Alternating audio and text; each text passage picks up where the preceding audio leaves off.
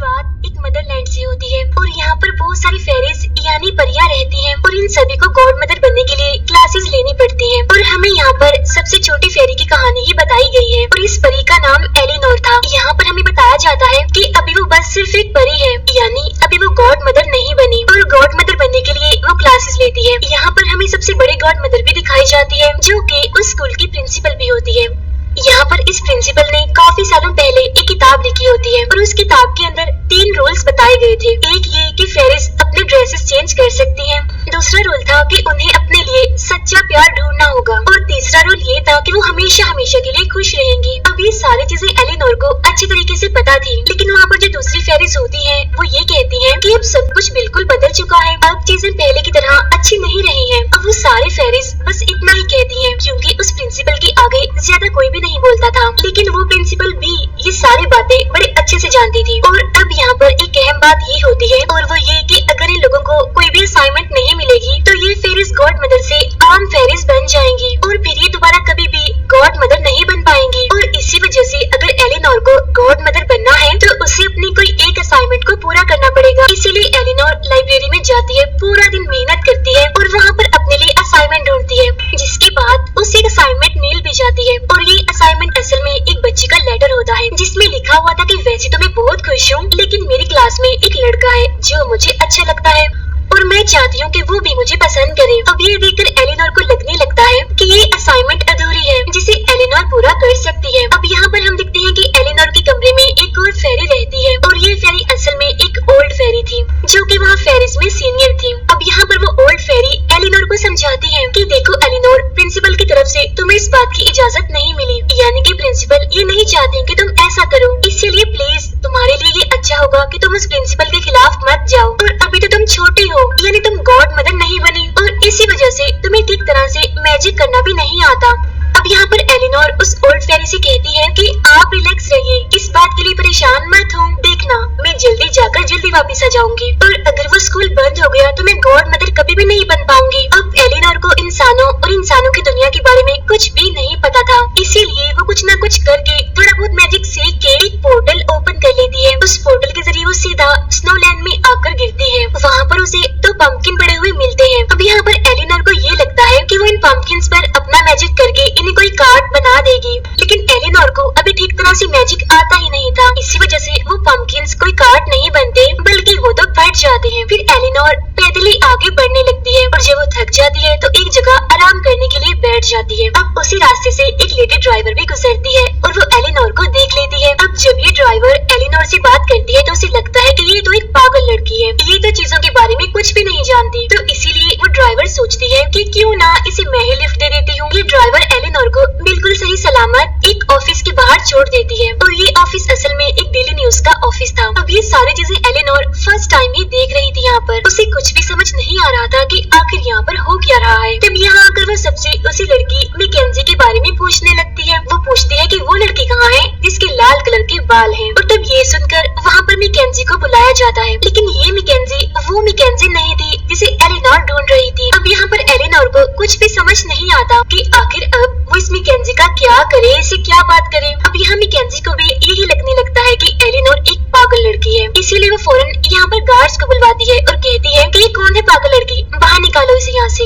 यहाँ पर हमें ये बात पता चलती है कि मैकेंजी अपनी जॉब को लेकर काफी मेहनत कर रही है, यानी कि वो बेचारी अपने बॉस से डांट भी खाती है, अपनी असाइनमेंट्स भी पूरी करती है और तो और बहुत सारी मुश्किलात का उसे सामना भी करना पड़ता है। अब यहाँ पर एलिनोर को ये लगता है कि अगर वो अपना असाइनमेंट पूरा नहीं करेगी तो वो यहाँ पर ही रह जाएगी, यानी वो मदरलैंड वापस नहीं जा पाएगी। इसीलिए वो रात काफी देर तक मैकेंजी के बाहर आने का वेट करती है।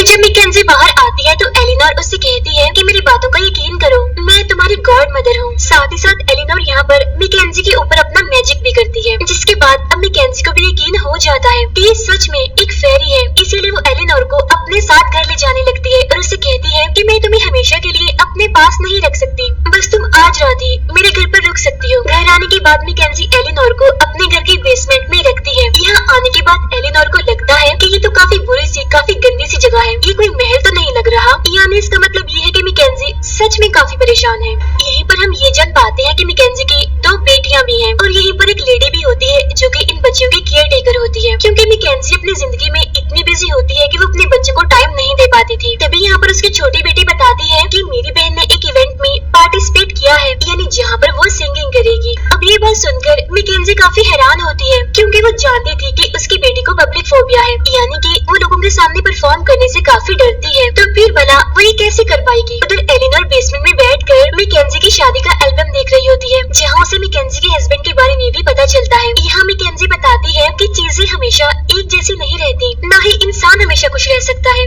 क्योंकि चीजें हमेशा बदलती रहती हैं। और अब यहाँ पर एलिनोर को रियलाइज होता है कि उसे मैकेंजी की मदद करनी ही पड़ेगी, क्योंकि वो काफी परेशान है। फिर अगले दिन जब मैकेंजी की आँख खुलती है तो वो दिखती है कि उसका घर पूरी तरह से चेंज हो गया है और यहाँ हर चीज खूबसूरत, साफ सुथरी और पुराने जमाने जैसी थी, यानी जैसे कैसल में होती है। साथ ही साथ एलिनोर ने मैकेंजी की आईब्रो को भी काफी बढ़ा दिया था, क्योंकि मैकेंजी हमेशा से ऐसी आईब्रो पसंद करती है। अब यहाँ पर मैकेंजी के बच्चे ये सारी तब्दीलियाँ देखकर काफी खुश हो जाते हैं। यहाँ पर एलिनोर ने उनके डॉग को भी चेंज करके एक पिग बना दिया था। अब ये सब कुछ देखकर वो बच्चे चाहते थे कि एलिनोर हमेशा ही उनके साथ रहे और कभी भी उन्हें छोड़कर न जाए, और इसीलिए एलिनोर आज भी यहीं पर ही रुक जाती है। फिर मैकेंजी एलिनोर को भी अपने साथ अपने काम पर लेकर आती है, यानी जहाँ पर आज इन्होंने रिपोर्टिंग करनी थी। अब यहाँ पर मैकेंजी ये नहीं चाहती थी कि एलिनोर बार बार उसके काम के बीच में आए, उसे डिस्टर्ब करे, इसीलिए वो एलिनोर को सी फूड को टेस्ट करने के लिए भेज देती है। लेकिन हम देखते हैं कि वो सी फूड एलिनोर को इतना ज्यादा पसंद आता है कि वो हद से ज्यादा ही खा लेती है, जिसकी वजह से उसे बाद में फूड रिएक्शन हो जाता है। यहाँ पर मैकेंजी एलिनोर को बचाने के लिए, उसे ठीक करने के लिए उसे एक इंजेक्शन लगाने वाली थी, लेकिन इस चीज से डरते हुए एलिनोर अपनी जादुई छड़ी घुमा देती है और इसका मैजिक सीधा जाकर आसमान में हो जाता है, जिसकी वजह से वहाँ पर फायर फ्लेम्स बनने लगती है, यानी कि वहाँ पर आतिशबाजी का माहौल बन जाता है। और ये सब कुछ कैमरा में भी रिकॉर्ड हो जाता है। अब ये देखकर मैकेंजी और उसके एक दोस्त को लगने लगता है कि अब तो मुसीबत आएगी, अब तो समझो उनकी नौकरी गई ही गई। लेकिन तभी मैकेंजी के दोस्त के पास कॉल आती है और उन्हें पता चलता है कि उनके चैनल पर ये वीडियो तो वायरल होने लगी है, यानी कि कोई भी गड़बड़ नहीं हुई जिसकी वजह से उनकी नौकरी जाती। यहाँ पर मैकेंजी को लगता है कि एलिनोर एक भोली भाली सीधी सादी लड़की है और उसे किसी भी चीज की समझ नहीं है, और इसी वजह से वो उसे कहीं पर भी जाने से मना करती है और फिलहाल उसे अपने घर पर ही रख लेती है। लेकिन हम देखते हैं कि जो ओल्ड फेरी होती है वो एलिनोर को बताती है कि एलिनोर तुम्हें जल्दी वापस आना पड़ेगा, क्योंकि कुछ ही दिनों में पोर्टल बंद हो जाएगा और हो सकता है कि वो प्रिंसिपल तुम्हारे सारे पावर्स भी तुमसे छीन ले, यानी कि उसके बाद तुम कभी भी मैजिक नहीं कर पाओगे और एक आम इंसान ही बन जाओगी। तब यहाँ पर एलिनोर ओल्ड फेरी से कहती है कि मैं एक लड़की मैकेंजी के साथ यहाँ पर रह रही हूँ, वो बहुत अच्छी है लेकिन वो परेशान है, उसे मेरी मदद की जरूरत है और इसीलिए अब मुझे उसकी मदद करनी है और बहुत जल्द मैं अपना ये काम पूरा भी कर लूंगी।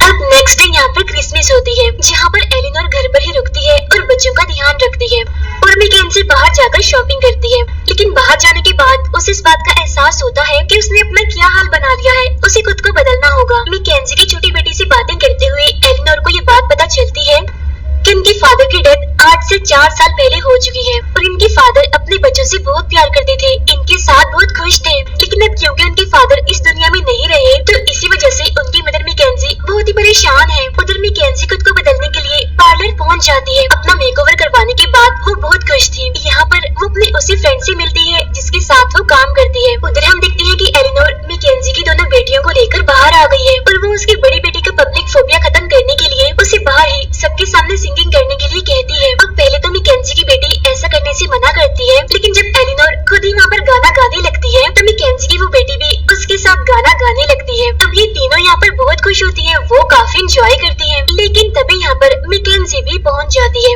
और वो यहाँ पर अपने बच्चों को देखकर खुश थी, क्योंकि उसकी बड़ी बेटी फर्स्ट टाइम पब्लिक एरिया में गाना गा रही है। अब ये सब लोग मिलकर अपने घर को क्रिसमस के लिए डेकोरेट करते हैं और पूरे टाउन में सबसे ज्यादा इनका घर ही सजा हुआ था। यही ब्रेकिंग न्यूज में ये बात बताई जाती है कि पूरे शहर में एक अलग ही तरह की लड़की घूम रही है और उसी ने वो आतिशबाजी की थी उस दिन और वो हमेशा ही पिंक कलर का ड्रेस पहन कर रखती है। इसके बाद हम देखते हैं कि मैकेंजी और उसके दोस्त को ये काम मिलता है कि उन्हें स्नोलैंड के अंदर जाकर शूटिंग करनी है और इसी वजह से वो एलिनोर को भी अपने साथ ही ले जाते हैं। यहाँ आने के बाद एलिनोर सबको स्नो राइडिंग करते हुए देख रही होती है, इसीलिए अब उसका भी दिल करता है स्नो राइडिंग करने का। यहीं पर मैकेंजी और उसके दोस्त को ये लगने लगता है कि पता नहीं इस चैनल को वायरल करने के लिए हमें क्या क्या करना पड़ेगा। अब एलिनोर जब राइड कर रही होती है तो उसका बैलेंस खराब हो जाता है और वो काफी तेजी से गिरने लगती है। अब गिरते गिरते वो मैकेंजी के दोस्त से टकरा जाती है, जिसकी वजह से वो सारे ही गिर जाते हैं। अब ये सारी चीजें इनके कैमरामैन रिकॉर्ड कर लेती है और इसके बाद ये सारे न्यूज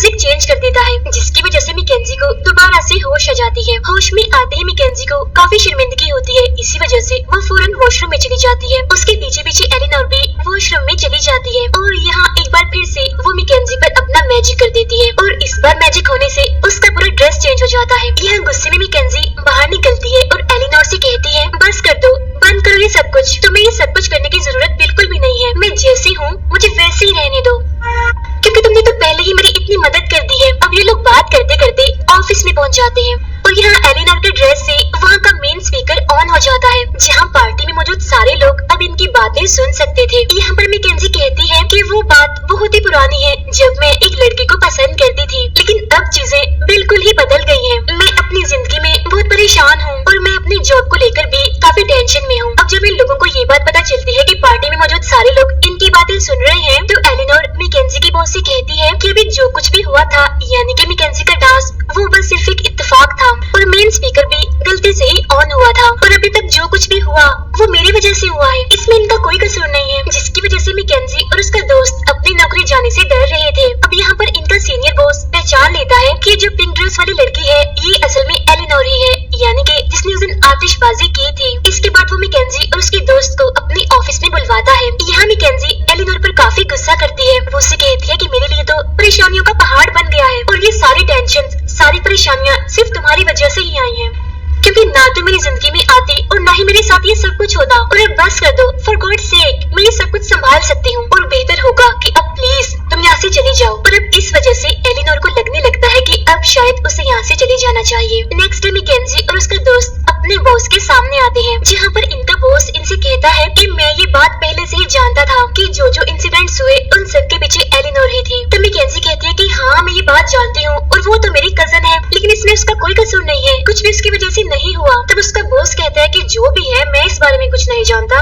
लेकिन अब क्योंकि मुझे खबरें मिलती जा रही हैं, तो तुम्हारा काम बस इतना है कि तुम्हें एलिनोर को हमेशा ही अपने साथ रखना है। तो ये सुनकर मैकेंजी कहती है कि नहीं, ऐसा करने से आपको कुछ हासिल होने वाला नहीं है, क्योंकि ऐसा करके ना तो आपको कोई न्यूज मिलेगी और ना ही प्लीज आप उस सीधे साधे लड़के को अपने काम में फंसाइए। तब ये सुनकर मैकेंजी का बॉस उनसे कहता है कि देख लो, अगर तुम काम करना चाहते हो तो तुम्हें एलिनोर को हमेशा ही अपने साथ ही रखना होगा। इसके बाद मैकेंजी अपने बॉस से कहती है, शुक्रिया आपका, ये लीजिए अपनी जॉब, मुझे इस जॉब की कोई जरूरत नहीं है, क्योंकि मैं ऐसा कुछ नहीं करने वाली। यानी मैकेंजी रिजाइन देकर वहाँ से निकल जाती है। फिर घर आने के बाद उसे पता चलता है कि एलिनोर तो घर पर है ही नहीं, साथ ही साथ यहाँ पर उसकी बड़ी बेटी भी काफी डरी हुई है, क्योंकि अगले दिन उसकी परफॉर्मेंस है, लेकिन यहाँ पर एलिनोर नहीं है और एलिनोर के बगैर वो कुछ भी नहीं कर सकती। और अब यहाँ पर सारे लोग मिलकर एलिनोर को ढूंढ रहे थे। तब यहाँ उनके केयर टेकर इन्हें बताती है कि परेशान मत हो, एलिनोर अभी मेरे साथ ही है। यहीं पर वो प्रिंसिपल एलिनोर को लेने के लिए जमीन पर पहुंच जाती है। अब यहाँ पर एलिनोर मदरलैंड जाने के लिए एक बार फिर से पम्पकिंस पर अपना मैजिक करने लगती है और इस बार भी उसका मैजिक सक्सेसफुल नहीं हो पाता और पहले की तरह ही पम्पकिन फट जाते हैं। इतनी ही देर में यहाँ पर मैकेंजी और उसके बच्चे भी पहुंच जाते हैं। यहाँ वो एलिनोर को बताते हैं कि तुम बहुत खास हो, क्योंकि तुम हमारे लिए बहुत जरूरी हो और अगर एलिनोर उनके साथ नहीं होगी तो मैकेंजी की बेटी कभी भी परफॉर्म नहीं कर पाएगी। और साथ ही साथ मैकेंजी भी एलिनोर के होने की वजह से काफी खुश है। अब यहाँ पर एलिनोर को पता चलता है कि मैकेंजी की बेटी की परफॉर्मेंस में सिर्फ और सिर्फ 20 मिनट ही रह गए हैं, यानी इन्हें जल्द से जल्द वहाँ पर पहुँचना होगा। और इसीलिए इस बार एलिनोर पम्पकिन की बजाय एक वाटरमेलन पर अपना मैजिक करती है, जिसके बाद वो वाटरमेलन बड़ा होते होते एक काफी खूबसूरत कैरेज बन जाता है। अब ये सारे लोग उसके अंदर बैठ जाते हैं और परफॉर्मेंस देने के लिए वहाँ से निकल जाते हैं। इसके बाद उनका ये कैरेज उड़ने लगता है और सारे लोग इस उड़ते हुए कैरेज को देख रहे थे। साथ ही साथ ये सारी चीजें रिकॉर्ड भी हो रही थी। यहाँ मैकेंजी की बेटी का ड्रेस भी चेंज हो गया था और अब वो काफी खूबसूरत लग रही थी, लेकिन स्टेज पर जाने के बाद वो फिर से डर जाती है और कहती है कि मैं ऐसा नहीं कर सकती, मुझसे परफॉर्मेंस नहीं होगी। लेकिन तभी मैकेंजी स्टेज पर पहुंचती है और वो अपनी बेटी को उसके फादर का गिटार देती है और उसे कहती है, मेरी बच्ची मैं ये जानती हूँ कि तुम ऐसा कर सकती हो। और इसके बाद होता भी बिल्कुल ऐसा ही है, वो सबके सामने बहुत ही अच्छी परफॉर्मेंस देती है। अब जैसे उसकी परफॉर्मेंस खत्म होती है तो वहाँ पर वो प्रिंसिपल पहुँच जाती है ताकि वो एलिनोर को अपने साथ वापस ले जा सके, लेकिन एलिनोर उसके साथ नहीं जाती और सीधा स्टेज पर पहुँच जाती है और वहाँ पर वो सबको ये बात बता देती है कि असल में मैं मैकेंजी की गॉड मदर हूँ और इन्हीं लोगों की वजह से मैं यहाँ पर आई हूँ और मेरा यहाँ पर आने का मकसद भी पूरा हो गया है, क्योंकि अब ये लोग हमेशा हमेशा के लिए खुश रहेंगे। तब ये सुनकर प्रिंसिपल एलिनोर से कहती है, बिल्कुल झूठ, ऐसा कुछ नहीं है, कोई भी हमेशा हमेशा के लिए खुश नहीं रह सकता।